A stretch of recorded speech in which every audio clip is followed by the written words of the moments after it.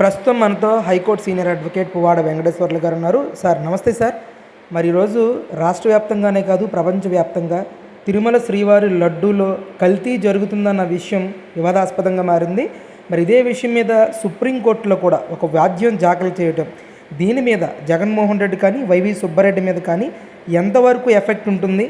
అసలు ఈరోజు దేశవ్యాప్తంగా జరుగుతున్న ఈ శ్రీవారి లడ్డూ ఇష్యూ మీద ఒక హైకోర్టు సీనియర్ అడ్వకేట్గా మీరే విధంగా రియాక్ట్ అవుతారు? సార్, 50 మంది ప్రజానీకానికి నమస్కారములు తెలియజేస్తూ ఓం శ్రీ వెంకటేశాయ నమః, ఓం ఆపద్బాంధవాయ నమః, ఓం అనాథరక్షకాయ నమః, ఓం దీనబాంధవే నమో నమః అంటూ కలియుగ ప్రత్యక్ష దైవంగా శ్రీ వెంకటేశ్వర స్వామి నామస్మరణ జరుగుతూ ఉన్నది. వెంకటేశ్వరుడు కలియుగ ప్రత్యక్ష దైవంగా యావత్ ప్రజానీకం ప్రపంచవ్యాప్తంగా కలియుగ దైవంగా శ్రీ వెంకటేశ్వరుని, శ్రీనివాసుని, బాలాజీని ప్రజలు దీవెనలు తీసుకుంటూ ఉంటారు. అలాంటి పవిత్ర కలియుగ దైవంగా భావించే శ్రీ వెంకటేశ్వర స్వామి ప్రసాదం భక్తుని చెంతకు చేరటం అంటే, భక్తుని వద్దకు రావటం అంటే తన పూర్వజన్మ సుకృతంగా భావిస్తారు. ఎందుకంటే ప్రతి వ్యక్తి కూడా తిరుపతి వెళ్ళటానికి కుదరదు కనుక తిరుపతి వెళ్ళి వచ్చినటువంటి ఆ భక్తుని యొక్క ప్రసాదం తీసుకోవటం ద్వారానే వారి యొక్క జన్మ బాగున్నదా, జన్మ ధన్యమైనదా అని చెప్పి భక్తులు అంత సెంటిమెంట్గా తిరుపతి ప్రసాదాన్ని భావిస్తారు.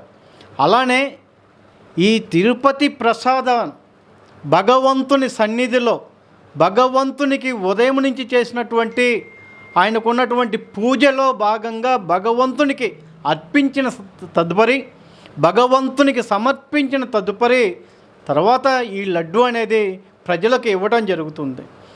తిరుపతిలో ఉన్నటువంటి లడ్డు ఒక్క తిరుపతిలోనే కాకుండా టీటీడీ దేశంలో మొత్తం ఉన్నటువంటి టీటీడీ దేవస్థానాలతో కూడా ఈ లడ్డు విక్రయాలు జరుగుతూ ఉన్నాయి.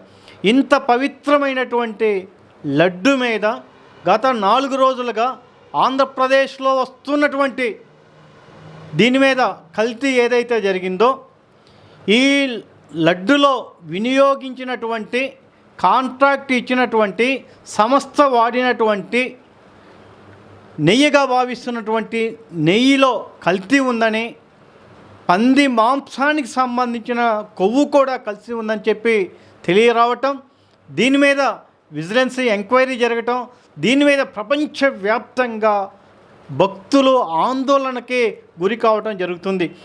ఏది ఏమైనా కూడా కలియుగ దైవంగా భావిస్తున్నటువంటి శ్రీ వెంకటేశ్వరుని యొక్క దేవస్థానము లడ్డు ప్రసాదం మీద ఇలా రావటము ఒక భక్తునిగా, ఒక న్యాయవాదిగా, ఒక హిందువుగా తీవ్ర ఆవేదన, ఆందోళన వ్యక్తం చేస్తూ ఉన్నాను.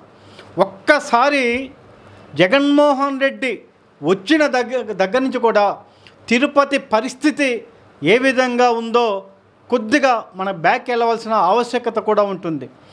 జగన్మోహన్ రెడ్డి వచ్చిన తర్వాత హిందూ సాంప్రదాయాలను గౌరవించిన వ్యక్తి, హిందూ సాంప్రదాయాలను లేనటువంటి వ్యక్తి, ఇతర మతస్థులని తిరుపతిలో కోకొల్లలుగా నియామకమాలు చేయటం జరుగుతూ ఉన్నది.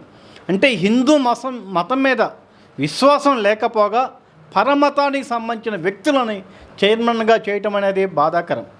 అలానే తిరుమలలో నాణ్యతా ప్రమాణం లేనటువంటి లడ్డు వస్తుందని చెప్పి గత 5 సంవత్సరాలుగా భక్తులతో పాటుగా మఠాధిపతులు అనేక మంది కొల్లలుగా కంప్లైంట్ ఇవ్వడం జరుగుతూ ఉంది. తిరుపతి పవిత్రత దెబ్బతింటుందని, తిరుపతిలో రాజకీయాలు మాట్లాడుతున్నారని, తిరుపతి లడ్డులో నాణ్యత లేదని, తిరుపతిలో చాలా రూములు పెంచడం ద్వారా భోజనం కూడా నాణ్యతా ప్రమాణం లేదని, తిరుపతిలో కాలినడకన వస్తున్నటువంటి భక్తులకి రక్షణ లేకుండా ఉందని, ఎప్పుడు కూడా లేదు.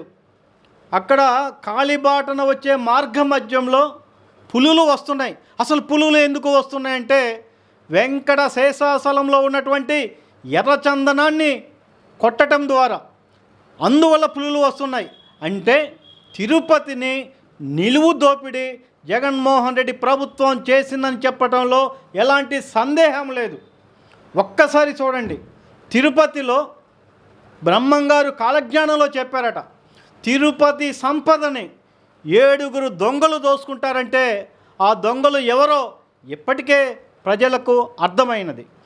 దీని మీద విజిలెన్స్ డిపార్ట్మెంటు ఎంక్వైరీ కావటం మొదలు కావటం, దీని మీద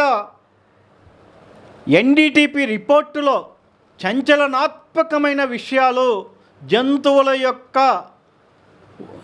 కొవ్వు పదార్థం అనేది కలిసి ఉంది తేటతెల్లంలో రిపోర్టు కాబట్టి అది ఆ రిపోర్టు బేసిక్ అయ్యి సుప్రీంకోర్టుకు విహెచ్పి తెలంగాణ ప్రాంతానికి సంబంధించిన VHP legal cell advocate Radhika Sharma గారు కూడా కేసు వేయటం జరిగింది.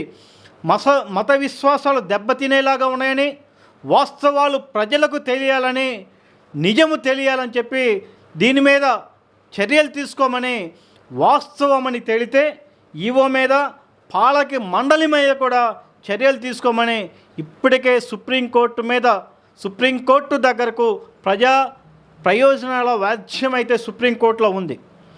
ఇలా అక్కడ జరుగుతూ ఉంటే దీని మీద విజిలెన్స్ మీద దాని మీద ఎంక్వైరీని ఆపమని చెప్పి సుబ్బారెడ్డి గారు వెళ్ళటం జరిగింది.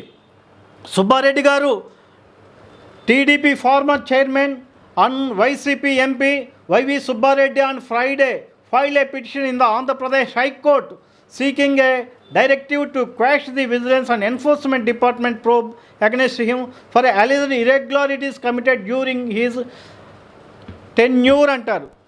ఆపమని ఎప్పటికెళ్ళాడు. ఆయన తప్పు చేయకపోతే ఈ విజిలెన్స్ ఏదైతే చేస్తుందో ఎంక్వైరీలో సహకరించవచ్చు కదా, ఆపమని ఎందుకు వెళ్ళారు?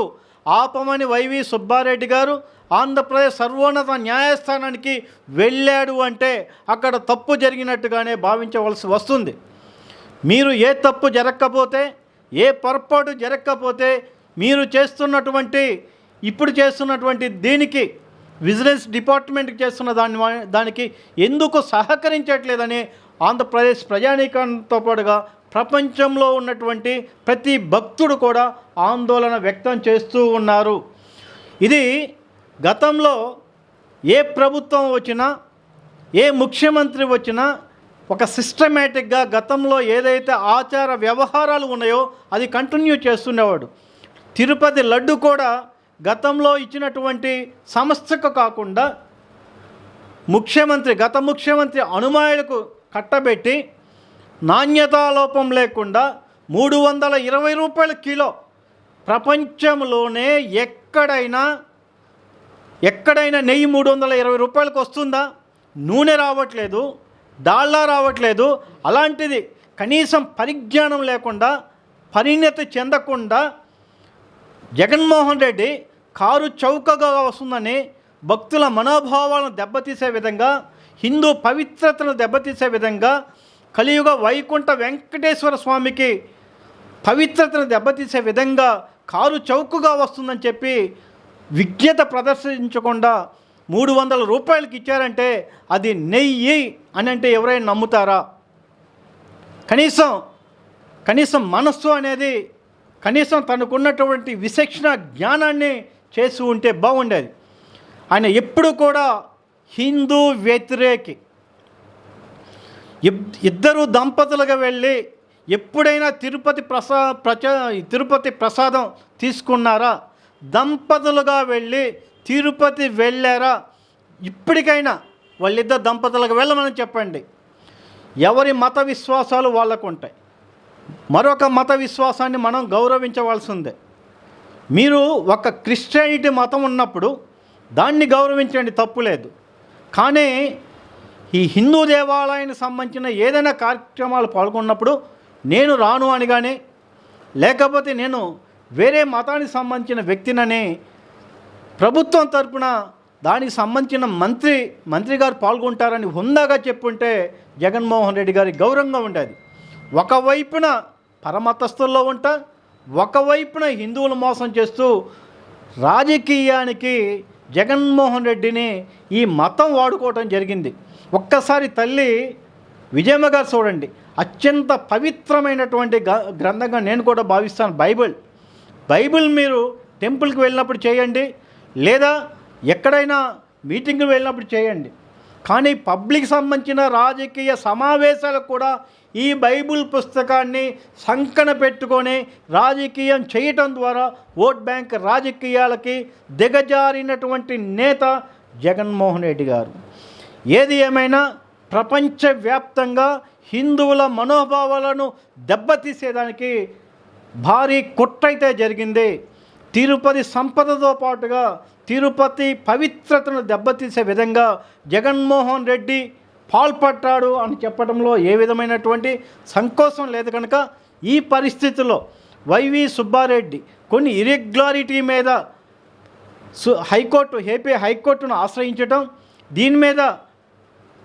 దీని మీద చేస్తున్నటువంటి ఎంక్వైరీ మీద విజిలెన్స్ డిపార్ట్మెంట్ చేస్తున్న ఎంక్వైరీ మీద ఆపమని వెళ్ళినంత మాత్రాన నాకు తెలిసి ఒక న్యాయవాదిగా ఈ పరిస్థితుల్లో ఆంధ్రప్రదేశ్ సర్వోన్నత న్యాయస్థానం క్వాష్ చేయటం కానీ లేదా స్టే చేయటం కానీ జరిగే అవకాశం లేదు.